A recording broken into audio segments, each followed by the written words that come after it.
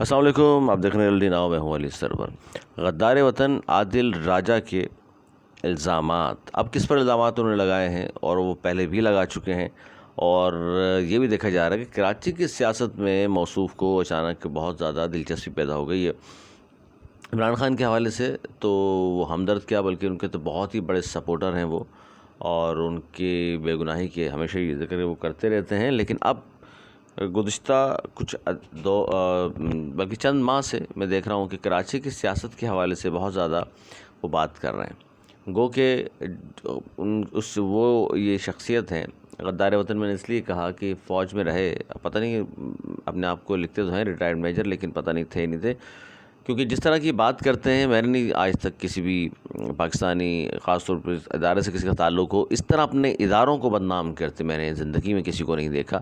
اس لیے میں ان کے ساتھ نام کے ساتھ غدار وطن مبینہ لگاتا ہوں، کیونکہ کسی شخص کو نہیں، مطلب جنہوں نے سرو کیا ہو اپنے ادارے کو، وہ اس طرح کی گفتگو کر ہی نہیں سکتا، اپنے اداروں کی تذلیل کر ہی نہیں سکتا، اور کوئی بھی محب وطن پاکستانی اپنے ملک کے خلاف اور اپنے اداروں کے خلاف کبھی بات نہیں کرے گا۔ یہ شخص اس سے باز ہی نہیں آ رہا ہے، صاف پتہ چل رہا ہے کہ MI6 یا را کے ہاتھوں میں کھیل رہا ہے، یا اور جو پاکستان کے دشمن ایجنسیز ہیں ان کے ہاتھوں میں یہ شخص کھیل رہا ہے۔ اب اس نے الزام لگایا ہے ایک اور، اس پر میں آتا ہوں اس نے کیا الزام لگایا ہے، اور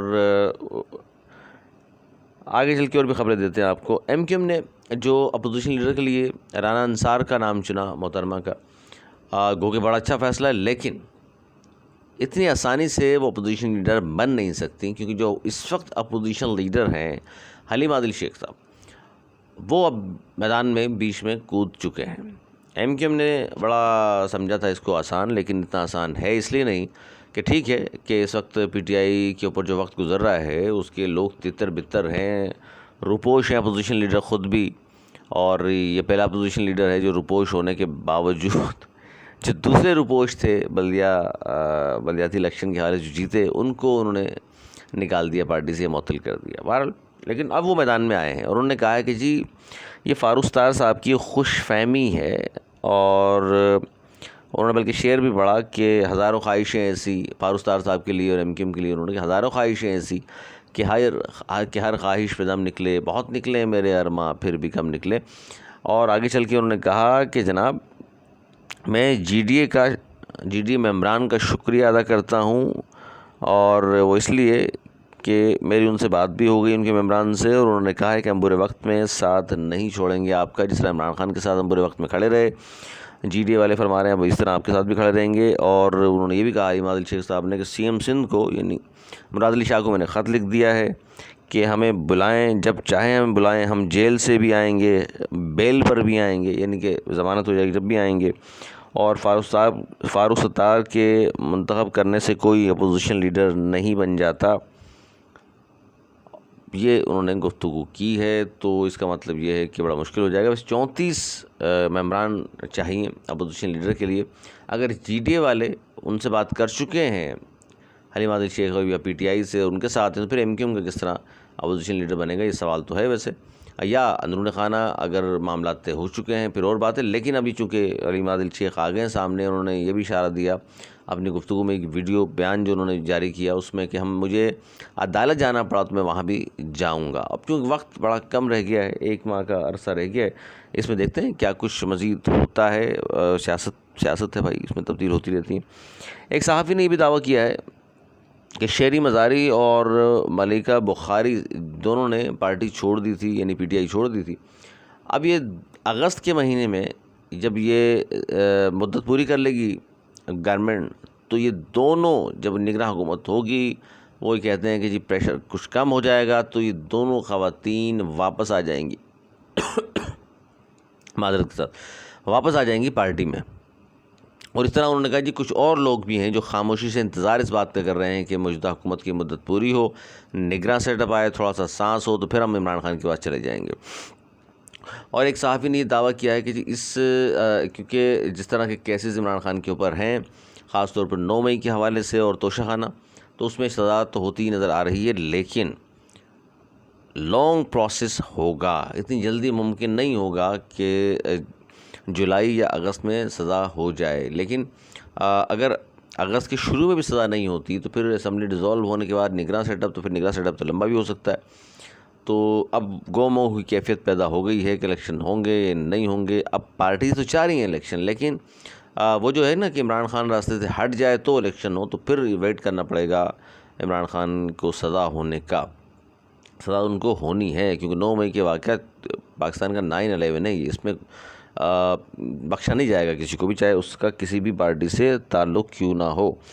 اچھا اب آ جائیے اس طرف کہ جو میں نے بات کی آپ سے. اچھا اس سے پہلے ایک خبر اور ہے سوشل میڈیا پر، آفتاب بقائی جو M Q M Ranjan Singh کا تعلق ہے، ان کی بیل منظور ہو گئی، یعنی ضمانت ان کی منظور ہو گئی. لیکن ان کی جو وکیل نے سعدیہ غوری، ان کا میں پڑھ رہا تھا کہ اب ہائی کورٹ سے MPO 16 کے تحت جو 30 دن کی نظر بندی ہے اس کو ختم کرانے کے لیے اب وہ اپیل دائر کریں گی، اور ان کو امید ہے کہ جس طرح پنجاب میں ختم کیا گیا MPO کے تحت گرفتاری، تو یہاں بھی وہ ختم ہو جائے گا اور وہ باہر آ جائیں گے. ضمانت ان کی منظور ہوئی ہے، یہ بھی خبر تھی میرے سامنے. اب آ جائیے جی، غدار وطن عادل راجہ نے الزامات عائد کیے مصطفیٰ کمال پر، اور وہ یہ کہتے ہیں. اچھا ایک تو یہ الزامات جو عائد کیے، مسئلہ یہ ہوتا ہے کہ کسی پہ بھی آپ کھڑے ہو کے الزام لگا دیں، عمران خان کے تو خیر آپ لگائیں گے نہیں، آپ آصف زرداری پہ لگا دیں، آپ نواز شریف پہ لگا دیں، شہباز شریف پر لگا دیں، آپ مصطفیٰ کمال پہ لگا دیں، آپ آفاق احمد پہ لگا دیں، کسی اور پہ لگا دیں. الزام ظاہر ہے آپ باہر بیٹھے میں مرضی جو مرضی کرتے رہیں آپ، لیکن بغیر ثبوت کے بات نہیں کی جانی چاہیے. اگر آپ کے پاس ثبوت ہے، شواہد موجود ہیں، تو پھر بات ہونی چاہیے.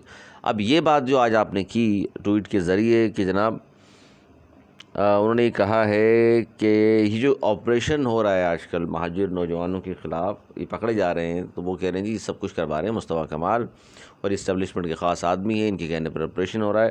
اور یہ چونکہ میں نے کہا نا الزامات ہیں، اب اس پہ ویورشپ حاصل کرنے کے لیے الزام لگائے ہیں، خبروں میں رہنے کے لیے الزامات لگائے گئے ہیں، ڈالر کمانے کے لیے الزامات لگائے ہیں. اس سے پہلے بھی جو الزامات انہوں نے لگائے کہ جی مصطفیٰ کمال صاحب کی جو پارٹی تھی شروع MKM سے نکلے PSP بنائی کہ وہ بھی انہوں نے نہیں بنائی، کسی اور نے بنا کے دی. اور انہوں نے بھی کہا کہ جی ان کو لینڈ کروزر ایک ملی ہے پتہ نہیں کتنے کروڑ کی، وہ بھی الزام. لیکن ان تمام چیزوں کے بارے انہوں نے شواہد کوئی نہیں دیا، ثبوت کوئی نہیں دیا.